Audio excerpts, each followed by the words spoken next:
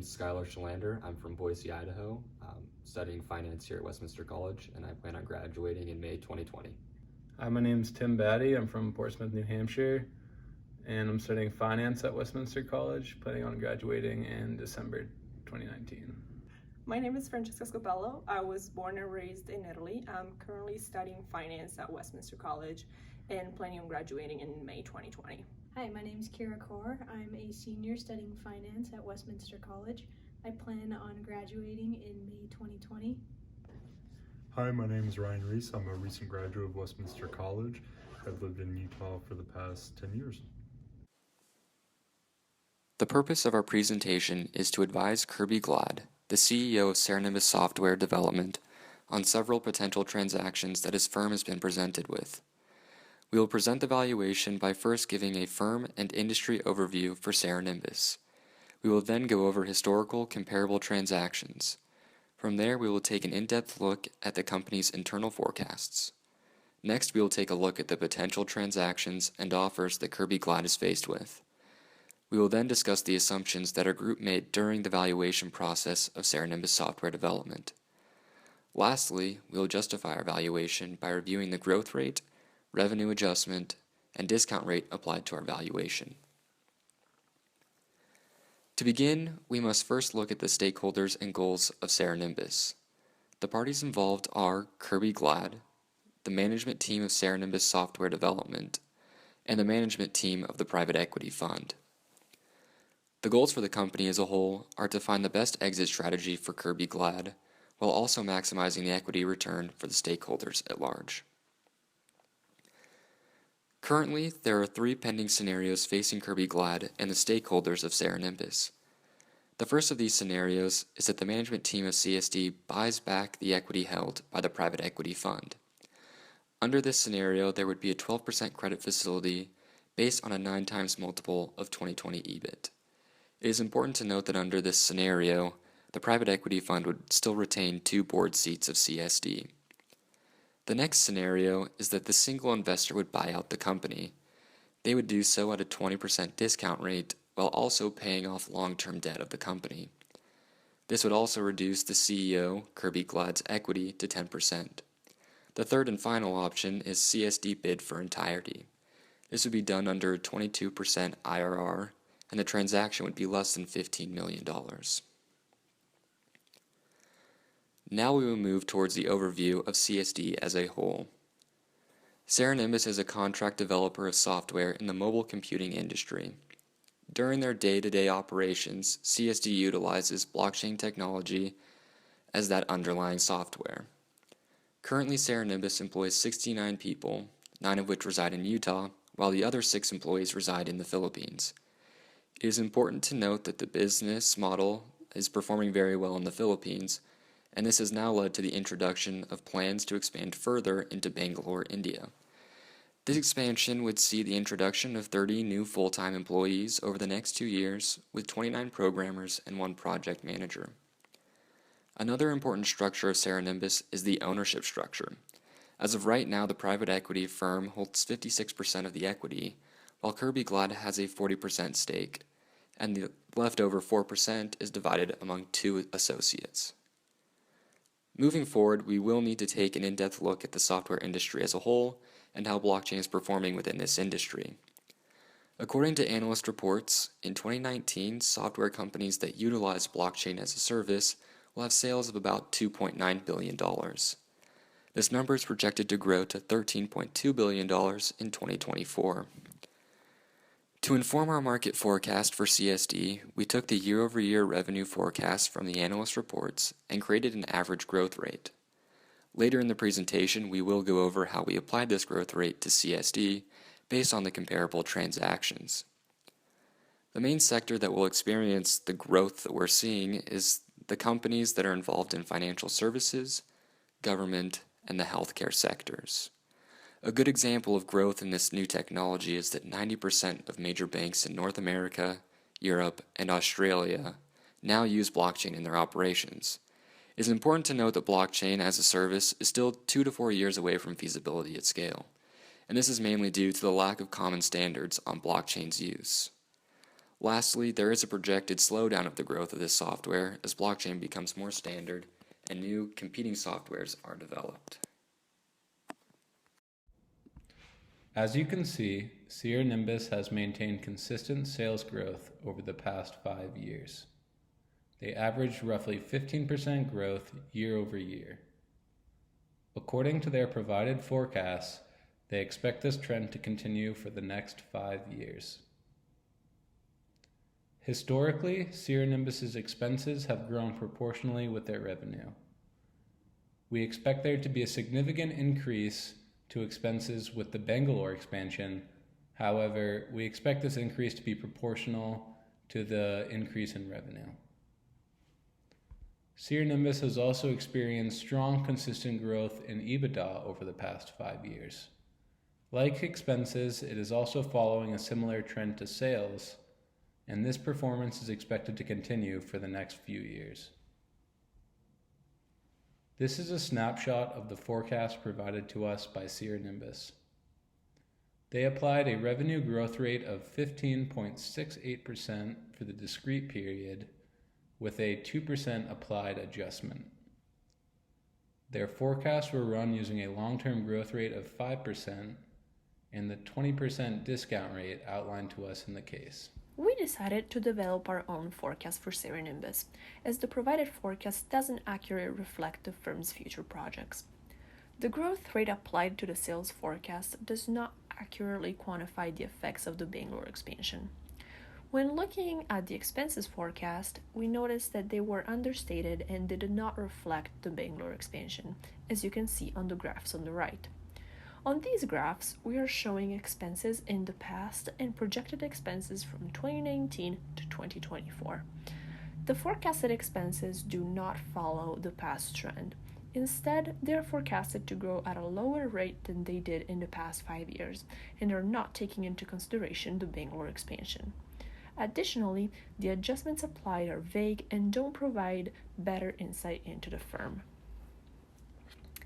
As I anticipated in the previous slide, we developed our own forecast. We applied a 15% growth rate to forecast revenues. This 15% growth rate reflects the market increase in the firm's plans to expand into Bangalore. We attributed a 9% to the market increase and a 6% to the Bangalore expansion. We adjusted our forecast to reflect the firm's human capital. We applied a 10% adjustment proportional to revenue to reflect Kirby Glad's significant role in the company's success. He is the founder and is currently the CEO. The company also has access to some of the best programmers in the Philippines and is expected to employ some of the best students from the University of Bangalore.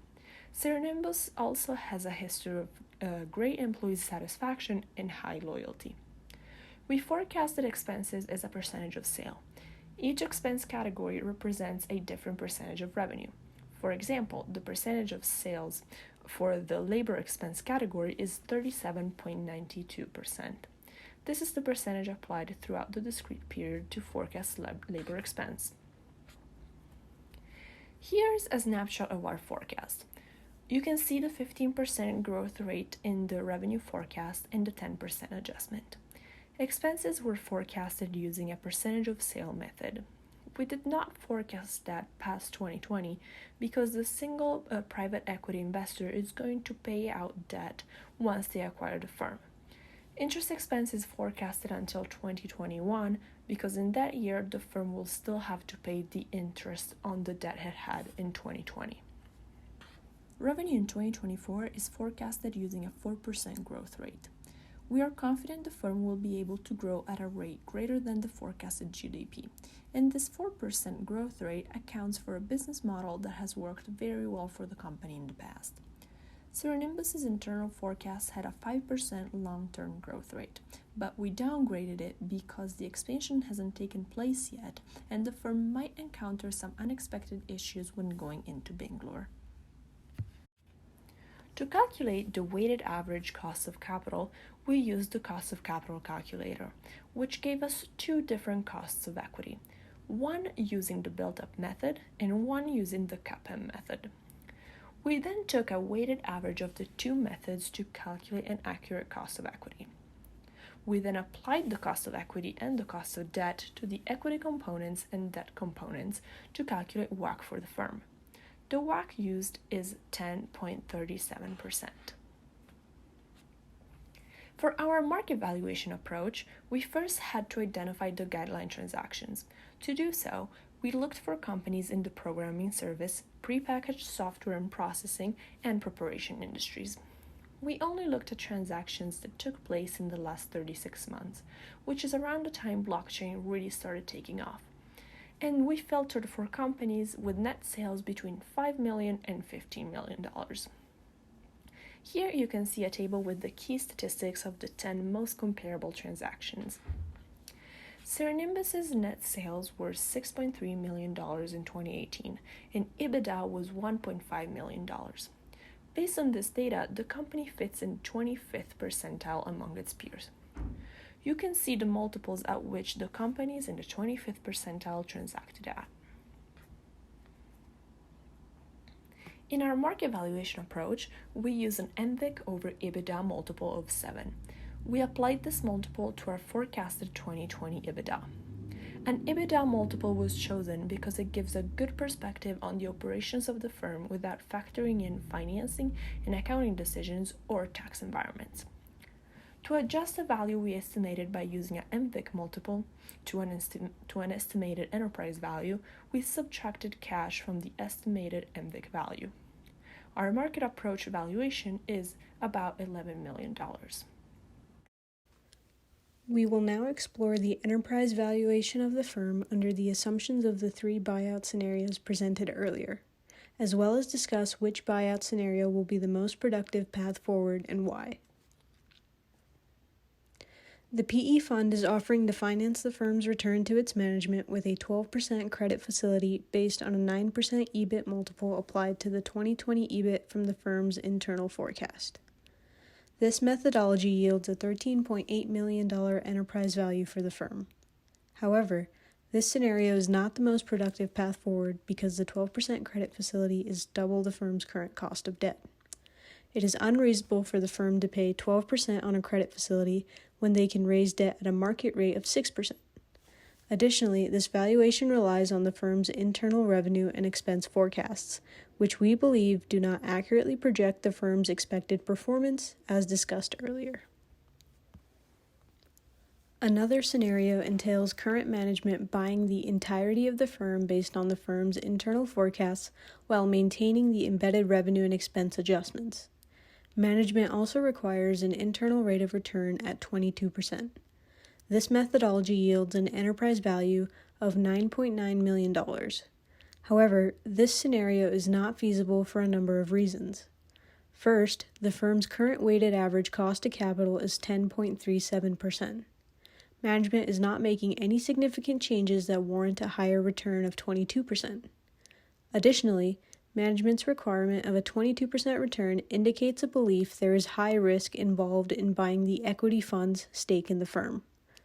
However, the firm's strong historical performance, comparative advantage of highly skilled and cheap foreign labor, and positive growth expectations in Bangalore counter that perception. The 22% required return is too high for the firm's risk-return profile and will result in an undervaluation of the firm.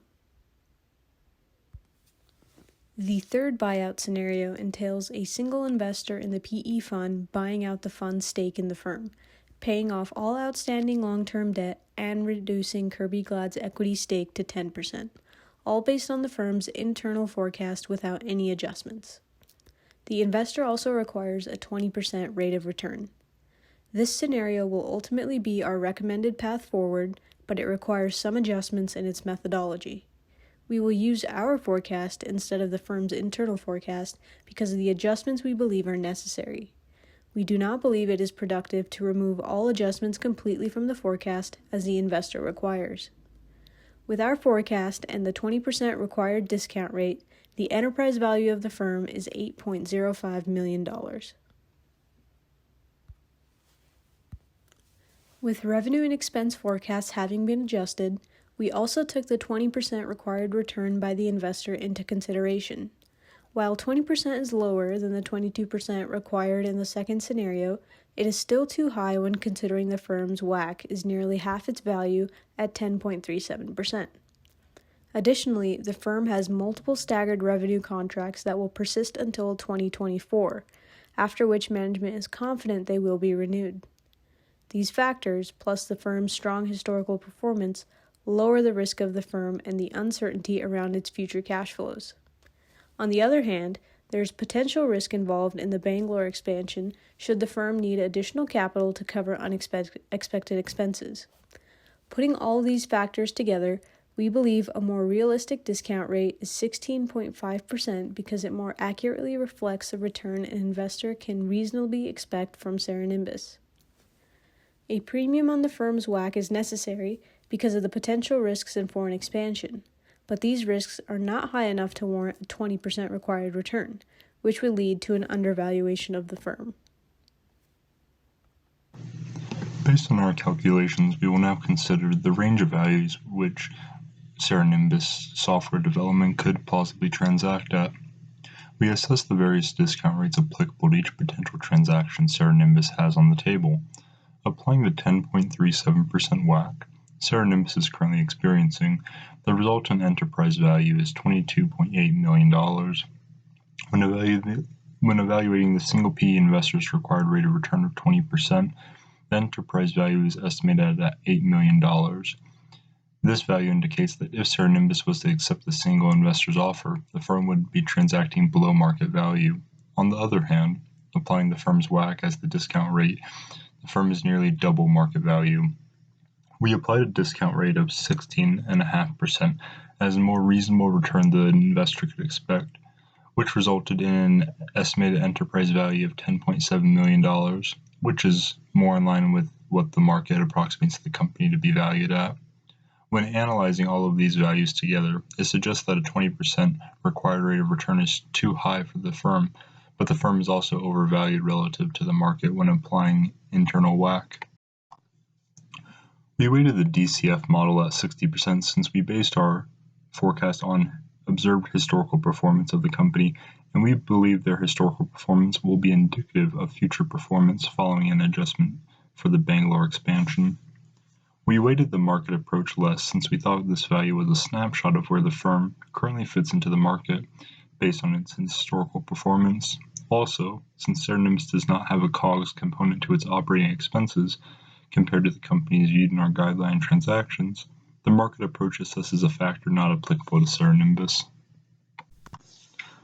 Alternatively, given the DCF enterprise value of $22.8 million using its internal WACC of 10.37%, we would recommend that Cerenimbus turn down the single PE investor's bid. Instead, wait to transact the firm for another 2 years.